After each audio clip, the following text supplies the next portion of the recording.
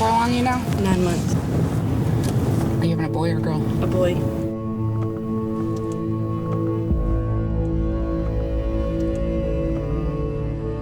Tutwiler is a short film that features several women going through a doula program inside the walls of the Tutwiler Prison for Women in Wetumpka, Alabama.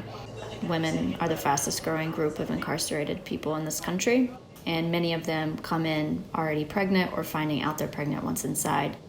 Tutwiler is a prison that's quite notorious. I'm starting at the end and work my way down. And the fact that they let us in because they were proud of the improvements they were making for pregnant women there, it was really rare access to get. Very, very hard to get a prison to let you into film. That'd be the Grenada fighting cabin. Grenada fighting would do that. Yes, ma'am. Okay, good morning. I've never been able really to come into a prison in this way in all the years I've been reporting on prisons. Usually you get, a tour, but you don't get to actually sit there and be with people with a camera, get to know them, over a course of time. I think the great parts of the film were possible because we were able to spend time off camera with the women. We were able to just sit there and they wanted to know about us, and we talked about ourselves. We talked about things unrelated to their babies.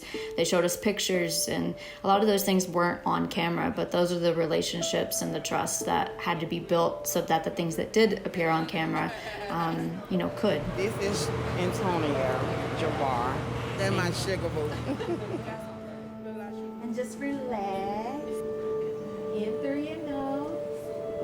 And out through your mouth. When you're in pain, we all, you tense up and you start breathing. That's the first thing you do, right? The Alabama Prison Birth Project, they started in 2016 with visits to the prison. Their goal, though, was to expand beyond that, and in 2018 they did. In through your nose. They started attending the births of the women that are held at Tutwiler. Prior to that, the women at Tutwiler would give birth alone. That's a big role that the doulas play. It's still extremely difficult and full of heartache, but they inject it with a little bit more kindness and love than would have been there. You're just wanting to do epidural and then whatever the doctor recommends, just go with the flow.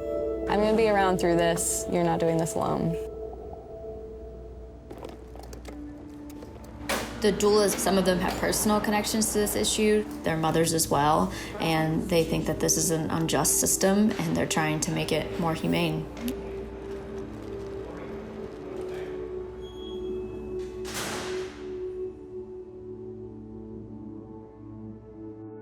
A lot of the documentaries I've seen about mothers in prison who have given birth focus on nursery programs where the mother can have the baby with them. Those are quite rare, actually. This film gave us a chance to show people a much more typical experience of a woman in prison who is pregnant and gives birth, in that there is a loss that immediately occurs when that baby is taken away. Baby. They basically get about 24 hours after the baby is born to spend time with that baby. Some moms whose kids were taken by the state didn't actually know where their baby was as short as a week after the baby was born. Well, this is Romeo. And we love Got her. it. He's a week and 1 day today, and I guess he's still with DHR, so I don't know where he at right now. An unimaginable circumstance to not know where your child is. I wonder how much she weighs. What's she doing? What is she doing? Does she sleep good? I think what was haunting to us at watching it was this idea that, like, when you gave birth, you were actually saying goodbye. And for most of us, that's this joyous moment. But when you're incarcerated and you give birth, you no longer actually have your baby with you. Is she happy? Do she cry a lot?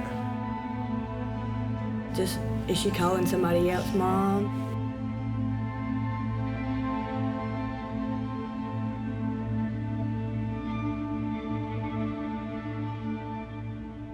There are many scenes within the film that were a challenge. I mean, first of all, filming inside of a prison was a challenge. We were only allowed to bring in what we could fit in a small backpack. Alicia was running a mic and had one recorder. I had to be super nimble, handheld, one lens. It was loud. There's no air conditioning, so there's these loud fans. It's Alabama, it's hot, it's a muggy place. It was hard to pick up good audio. Captain Rose to B dorm officer. Yeah, Misty Cook up. It was dark a lot of the times. I mean, all the windows have bars on them. There's not a lot of natural light. All of its disruptions of loudness and uncomfortability, those things were picked up on camera. And so it was important that, you know, we not see those as barriers to good sound or good video, but actually are part of the story. So I'm just angry at myself for not making the right decisions. Documentary film is supposed to be truthful, and it's also supposed to do no harm. And I think sometimes filmmakers can get really greedy with what they think they should capture, what they think they should have, and it's important to listen to the people that you're filming.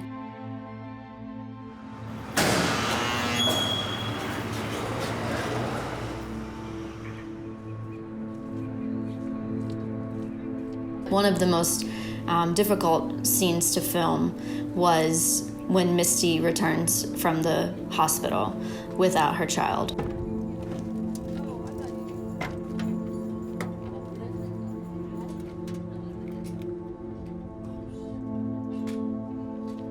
I filmed just one long shot of her walking with no support.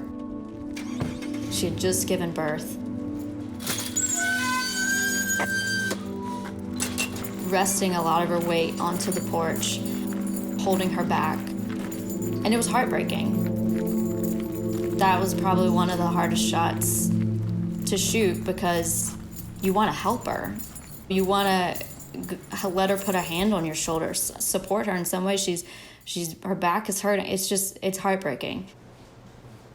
And then once we got inside, you know, when we were about to follow her back into the dorm, which is behind the bars, after we filmed her check-in, she said, "I don't want you guys to follow me in."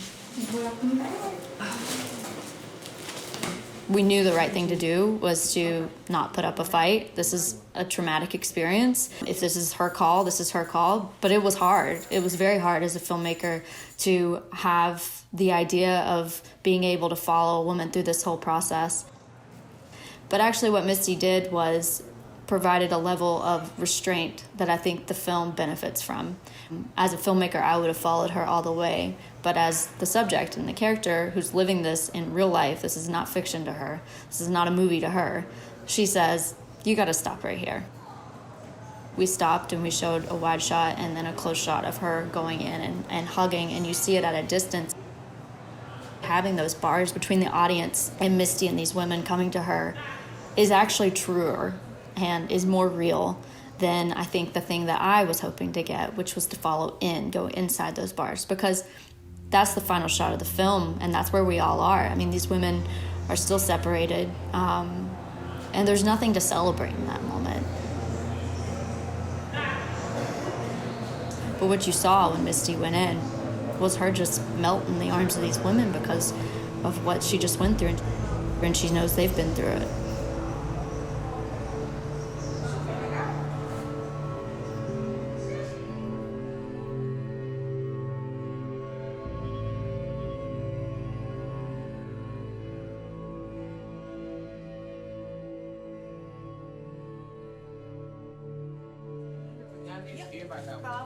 I hope that people watch the film and see these women for who they are, which is mothers, sisters, daughters, but also think about the generational impact of this particular process, of what it means to actually only have 24 hours with your child. And I think that maybe this is an experience that many women are having across the country that is going unnoticed. So I hope we can think bigger picture generationally about what we want for the future kids. As for the women, about 3 or 4 of them we were able to meet with when the film was just completed. We met with them in Alabama, and several of them have been able to get their children back. We were able to see them with their kids and several of them have not got their children back and don't know the status of the custody. Yeah, I mean, come on. So do not smoke in the storm, lady. And some of them have found themselves back in jail or prison. Unfortunately, one woman has passed away, and there's just an incredible amount of both small triumphs for these women and a ton of setbacks on a daily basis. So I picked out this book. It's called I Love You, Animally, and it's just gonna tell you how much that I love y'all, okay? I want people to see that they love their children just like anyone else. They are a lot like you and I think that the film gives people a chance to actually identify with them and feel the feelings that they're feeling as they go through it. Hopefully come out of it with a lot more compassion for people who are incarcerated. But I don't need to decide just yet. I could just dream of having big adventures. Leah, I love you. We're almost to the end of this, so I'll see you soon.